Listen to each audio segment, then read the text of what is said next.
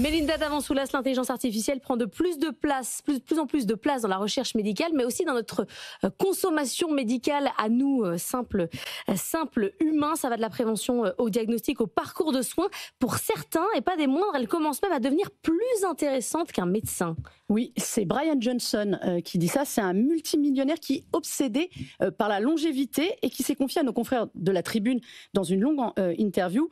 Le fondateur du programme Blueprint défend l'idée que la santé du futur sera pilotée par l'intelligence artificielle.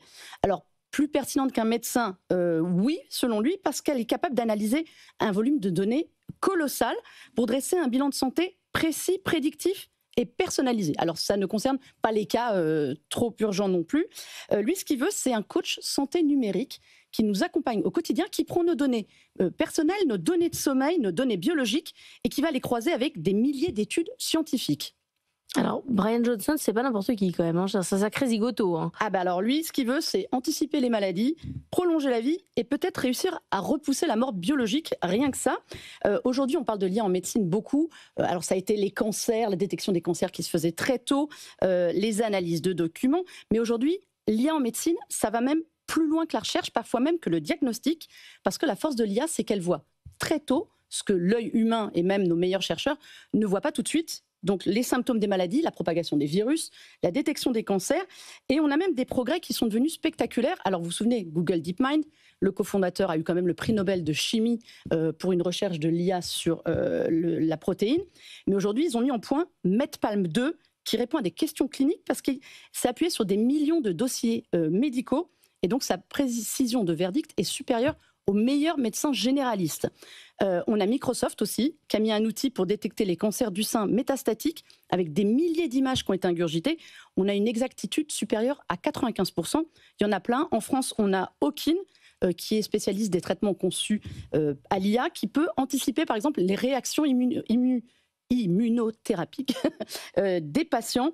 L'IA, on en a dans nos smartphones, tous. Si vous avez des montres connectées, eh bien, toutes vos données, sommeil, santé, tout c'est répertorié. L'IA traduit, analyse et peut même donner le bilan à votre médecin. Lui devient en fait quelque part superviseur de l'IA. Il a quand même toujours son avis à donner. Le problème, Mélinda, j'exagère un peu, mais c'est que si ChatGPT se plante, vous êtes mort, quoi. Alors c'est un peu le problème des dérives potentielles de la santé, c'est-à-dire que si l'IA se trompe sur son verdict, qui est responsable ? Le médecin, le développeur, l'IA. Il y a plein de problèmes qui se posent là-dessus. Par exemple, les biais d'entraînement algorithmique, mais ils sont basés sur des populations qui sont souvent américaines ou asiatiques. Quid des autres? Et puis quid de nos données personnelles?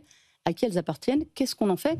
L'IA, voilà. Si l'IA se plante, c'est de votre faute. Vous avez qu'à pas... Fallait pas faire appel à elle. Pas y croire. Mais voilà, non, l'IA, ça devient très intéressant pour la recherche, pour les diagnostics, pour du suivi d'opérations aujourd'hui.